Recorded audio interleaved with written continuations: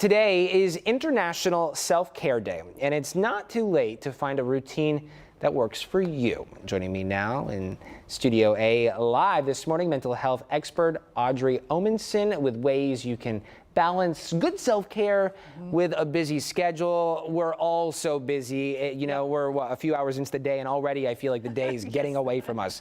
So we can get wrapped up in our schedules very easily. Talk to us about, one, how important self-care is, and where do we start? Right. I mean, self-care is essential to us enjoying our life and feeling alive and not being burnt out, right? Like, that's an important thing for avoiding anxiety, depression, burnout. All those things can still show up sometimes. It's not like a failure of ours if we experience one of those things, but it's a really, really important element of caring for our body. Just like we have to eat food, we have to sleep.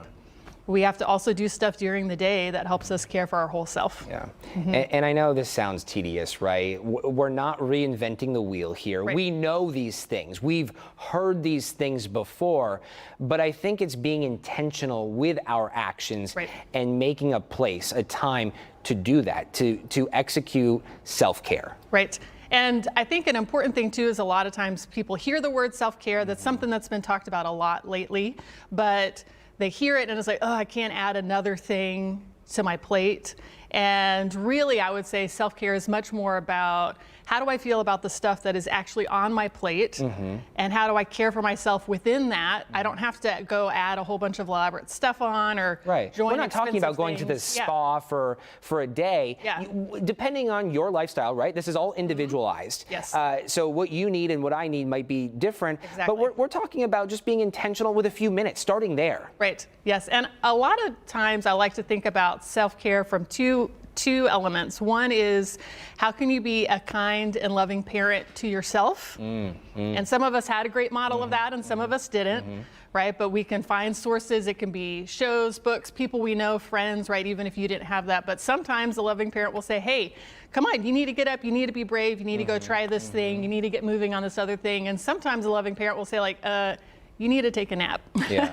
Or have you eaten today? You need to stop, or you need to go to bed earlier, right? And so that's one piece.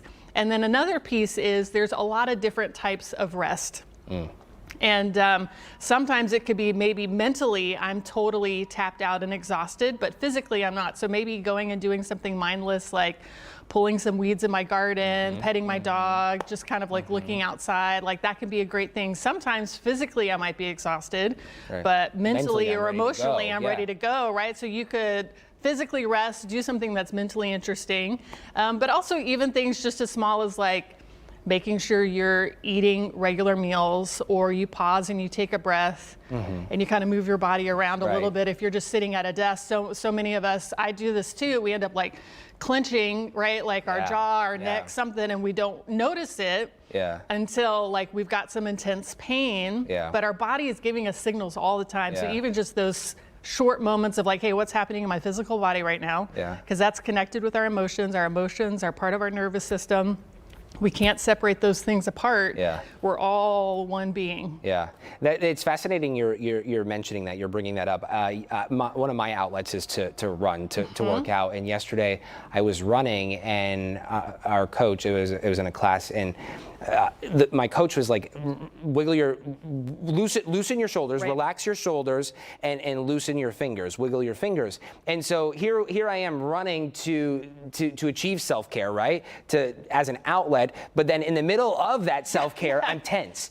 So it's being intentional and reminding yourself on etiquette when it comes to that self-care. Right. And I'd say just even a small daily practice that anybody can do, regardless of finances or job or anything, is a few times a day, just pause and just do a body scan. Right? Like, hey, what's physically happening right now?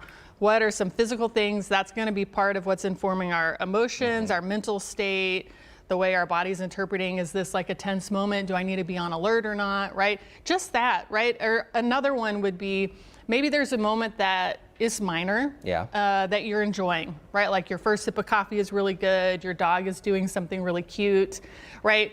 Pausing for that and asking yourself, how's my body letting me know that I'm enjoying this right now? Being present. Right, like, and it might be like, oh, I feel a little warmer, a little lighter, a little looser. And just noticing that, just that Yeah. is getting your system, your nervous system, your emotions In check. present. And Yeah. when we're present, that's when we're the most regulated. Yeah. And so even a couple bursts that. of that in the day Yeah. really make a difference in lowering that baseline for us. And making note on what that feels like in the moment, how that was achieved, and hopefully maybe reloading and repeating in those tense moments or in the days to come. Yeah, absolutely. Yeah, Yeah. totally. Audrey, always a pleasure catching up with Yeah, you. of First course. time meeting you. Come back anytime. Yeah, I'd love to. Thanks so much. Thank you so much for coming in. We do appreciate it.